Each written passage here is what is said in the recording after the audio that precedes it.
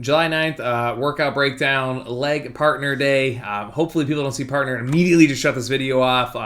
So for some reason, there's a stigma, throughout part of our gym where partner days are just awful. I don't know where that came from. Like, partner days are so fun. They're meant to be fun. They're meant to be kind of variety. It's a good change of pace. It's a great opportunity to kind of build community and rapport with people that typically go to your times.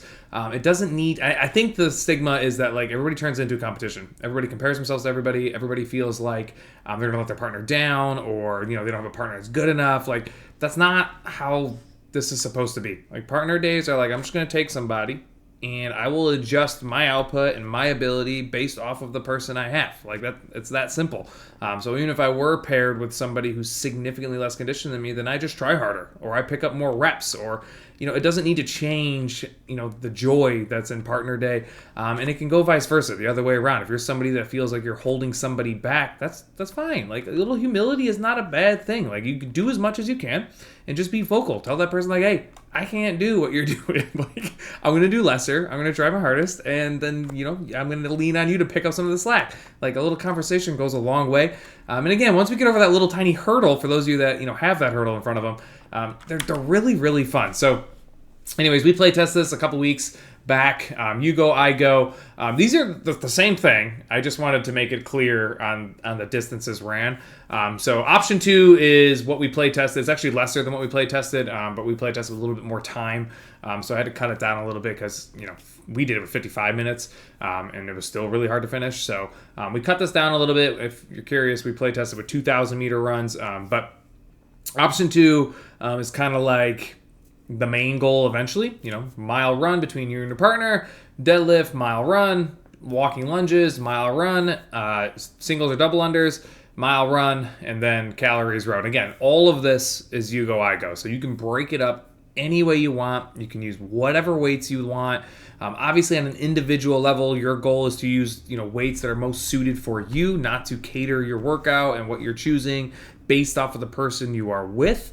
Meaning, like, if I'm going to do deadlifts and I'm, telling you guys to hang out like 50%, like, use your 50%. Like, you don't need to change anything to, like, feel like you need to move faster, or I'm going to go down in weight so I can keep up with my partner, or, if I use my 50%, I'm going to be so slow my partner's going to get irritated. Like, that's not the point. You would just adjust paces and adjust flow, maybe rep count, to the weights that you choose. But the goal is between you and your partner to communicate and talk and figure out how you can strategically get through this workout as quickly as the two of you can get through this workout. So again, it is cool, and you got to find a different way to do you go, I goes than your normal classes that we do 95% of the time. So you can break these runs up any way you want. The goal is to do the running on the same treadmill. So you actually have to transition, get in and off your treadmill in a competitive format. That's kind of like half the fun, is whether you're using a rower or a skier, bike, treadmill. You are forced to use the same piece of equipment because it forces you guys, again, to talk, to pay attention, to have to slow down, get off. The other person's got to get back on, and you just accumulate your distance on that one specific treadmill. So that is a piece of it that I do find valuable, especially, again, it forces you guys typically to talk to one another, which is a whole point of partner day. Some people are so opposed. Again, if you are that opposed and I can't win you over on it, then, so be it. Obviously, you don't have to come to this day. But break it up any way you want. I think how we had done it, the partner and I had done it, is we kind of started at the higher, and then as we got more and more tired, because you will fatigue as you go through this big time, because again, it's a leg day as well. So these movements are not going to help you recover off the treadmill. As we started, shortening the distance all the way down. We originally did like thousands, then I think we did like 500s, 400s or something, and then all the way down to 200 switches. By the time we got to the 200 meter switches, like, just by 150 meters, legs were just totally toasted, which again, it's a cool feeling. It's a nice reminder that, we've got to do everything to be good at everything, and running is something we've been lacking on, which is why we're promoting it this month. So deadlifts, walking lunges, singles, calories road. The left-hand side, option 1, is probably where the majority of people or partnerships are going to be hanging out. You just need to decide between the two of you. Is 1,000 meters, 1,200 meters, like what's more comfortable for us? Kind of where are our limits? What are our abilities based off the two of us? Can one person maybe pick up more than the other one? There's a real world, like I said, I mentioned earlier. maybe I can do 400s, my partner has to do 200s. Maybe that's the ratio we need to make it level. Like that, it doesn't always have to be if I'm doing 200, you're doing 200. It doesn't got to be a 1-to-1. You guys got to lean on each other. Again, have some humility, be transparent with the person you're hanging out with. And again, this can be a really, really fun time. Partner workouts they're just awesome. So again, if approached the right way. So outside of that, the exercises are pretty self-explanatory. The walking shuttles, pretty devastating in this setting because again, you're already so pre-exhausted.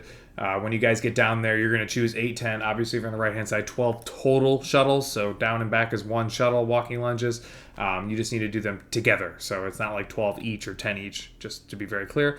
And then the other piece of this that I kind of want to hit real fast is the thing that nobody talks about during You Go, I Goes and why partner competitions are so popular is because of the flow and the communication and the transitioning. Like, you guys will realize without thinking about it, for anybody that's not really familiar with partner workouts, is there's lots of little transitions in here that are like not equal. So I'm not going to go into super detail on that, but there are situations where one person all of a sudden gets the rest for like 4 minutes before they do a lift, or a lot of the other partners coming immediately off the treadmill and going straight into a lift, so they get no rest. And like, you got to find ways on the fly to identify that and then like kind of level it out, or one partner is just going to get hammered because they ultimately don't get any huge rest. So anyways, that's just a caveat, little thing you guys can pay attention to for those of you that see this video and still choose to show up, which I hope is everybody.